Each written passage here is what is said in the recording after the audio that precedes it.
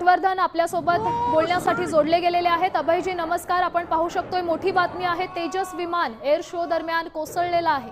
कसं पाहायचं या घटनेकडे, या अपघाताचं कारण काय असू शकतं? मॅडम, हे अतिशय दुर्दैवी घटना झालेली आहे आणि मुख्य म्हणजे दुबई एअर शो सारख्या आंतरराष्ट्रीय व्यासपीठावर ही दुर्घटना झालेली आहे, जिथे अनेक देशांचे ज्यांच्यामध्ये विमानांची निर्मिती होते ते आपली विमानं विकायला आलेले आहेत। याचा दुर्लक्ष पण लक्षात घ्यायला पाहिजे की तेजस विमान हे चौथ्या जनरेशनचं किंवा 4.5 जनरेशनचं विमान आहे।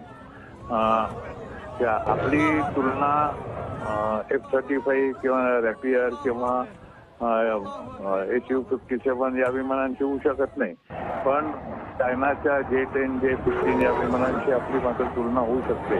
आणि त्याच्या तुलनेमध्ये जर हे पडलं होतं आणि या विमानाला जेव्हा ऑपरेशन सिंदूरमध्ये या विमानाने आपली कार्यक्षमता सिद्ध केलेली होती, त्यामुळे अनेक लोक याच्याकडे अट्रॅक्ट झाले होते। मलेशिया, फिलिपिन्स यांना तर पाहिजेच होती, पण व्हिएतनाम सारखे देश किंवा आफ्रिकेमधले देश, अंगोला पाहिजे होतं, नंतर इथिओपियाला पाहिजे होतं, इजिप्तला पाहिजे होतं, तर हे लोक सुद्धा याच्यामध्ये इंटरेस्टेड होते।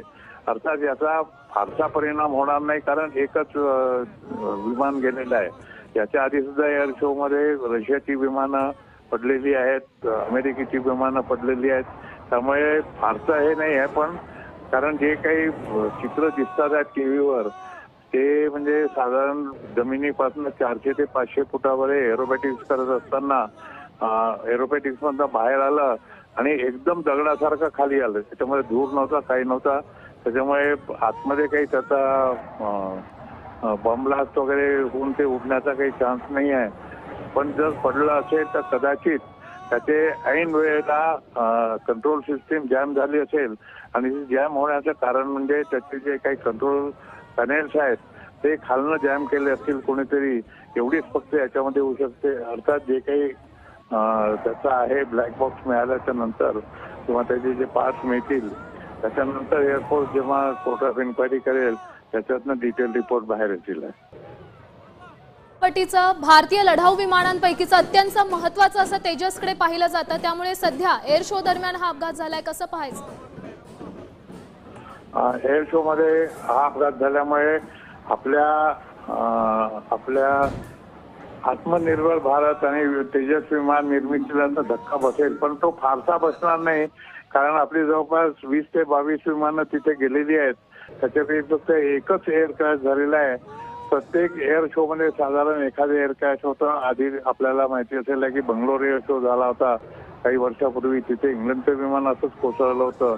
त्याच्या आधी जर्मनीमध्ये झाला होता एअर शो, तिथे रशियन विमान कोसळलं होतं।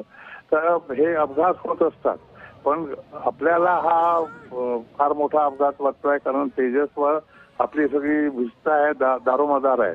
त्याच्यामुळे आणि जसे मी मगाशी सांगितलं की ऑपरेशन सिंदूरमध्ये आणि आपली क्षमता सिद्ध केलेली आहे, त्यामुळे आपल्याला ते आता धक्का बसतोच आहे, कारण आपण जवळपास 123 विमानं घेतोय ही तेजसची, पण हे मार्क 1 विमान असेल असं मला तरी वाटत नाही। नक्कीच धन्यवाद अभयजी, धन्यवाद दिलेल्या या सविस्तर अपडेटसाठी। आपण साम टीव्ही सोबत बोललात।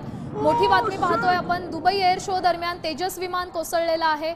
यात नुकसान किती झालेलं आहे, कोणती तांत्रिक अडचण या ठिकाणी निर्माण झाली याबद्दल अधिकृत माहिती सध्या मिळायची आहे।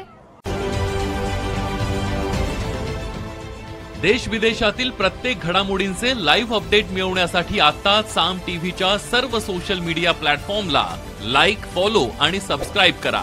तसंच सर्व नोटिफिकेशनसाठी बेल आयकॉन प्रेस करायला विसरू नका।